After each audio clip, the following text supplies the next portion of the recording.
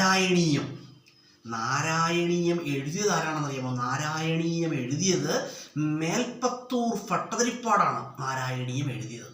നാരായണീയത്തിൽ ഏതാണ്ട് 100 ദശകങ്ങളുണ്ട് കേട്ടോ, 100 ദശകങ്ങൾ. അപ്പം നാരായണീയം എന്ന് പറയുമ്പോൾ നമുക്കറിയാം മേൽപ്പത്തൂർ ഭട്ടതിരിപ്പാടാണ് നാരായണീയം എഴുതിയത്. അദ്ദേഹം നാരായണീയം എഴുതാനുള്ളൊരു സാഹചര്യം എന്ന് പറഞ്ഞാൽ കടുത്ത വാതരോഗ പീഡയെ തുടർന്ന് അദ്ദേഹം ഗുരുവായൂരിൽ ഭജനം പാർത്തുകൊണ്ടാണ് നാരായണീയം എഴുതുന്നത്. നാരായണീയം എഴുതി അദ്ദേഹം നാരായണീയം എഴുതുന്നു. നാരായണീയം എന്ന് പറഞ്ഞൊരു പ്രാർത്ഥനാരൂപത്തിലുള്ളൊരു കൃതിയാണ്. പ്രാർത്ഥനാരൂപത്തിലുള്ള ഒരു കൃതിയാണ് നാരായണീയം. അതുപോലെ തന്നെ നാരായണീയം എഴുതാനായിട്ട് ഉപയോഗിച്ചിരുന്ന ഭാഷ നമുക്കൊക്കെ അറിയാം, സംസ്കൃത ഭാഷയാണ്. നാരായണീയത്തിന് ഉപയോഗിച്ചിരുന്ന ഭാഷ സംസ്കൃത ഭാഷയാണ്.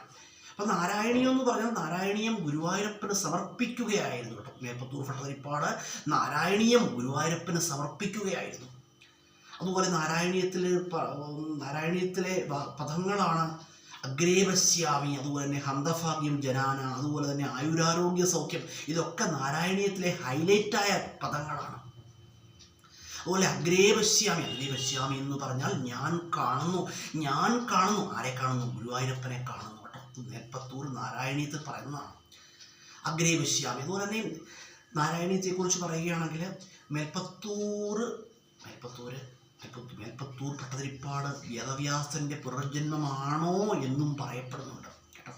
വേദവ്യാസന്റെ പുനർജന്മമാണ് എന്നും പറയപ്പെടുന്നുണ്ട്. അതുപോലെ മേൽപ്പത്തൂർ ഭട്ടതിരിപ്പാടിനെ കുറിച്ച് പറയുകയാണെങ്കിൽ മേൽപ്പത്തൂർ ഓഡിറ്റോറിയം എവിടെയാണെന്നറിയാം? മേൽപ്പത്തൂർ ഓഡിറ്റോറിയം ഗുരുവായൂരിലാണ്. അതുപോലെ തന്നെ ചെമ്പൈ സംഗീതോത്സവം ഒക്കെ നടക്കുന്നത് എവിടെയാണ്?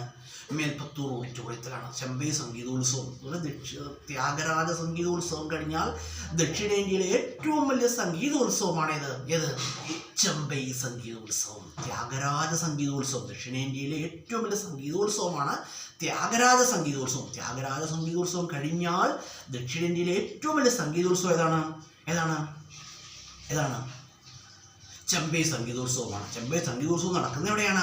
ഗുരുവായൂരിലാണ് ചെമ്പൈ. അതുപോലെ തന്നെ ചെമ്പൈ വൈദ്യനാഥ ഭാഗത്തോടെ ഒരു സ്മാരകമുള്ളത് കോട്ടായി പാലക്കാട്.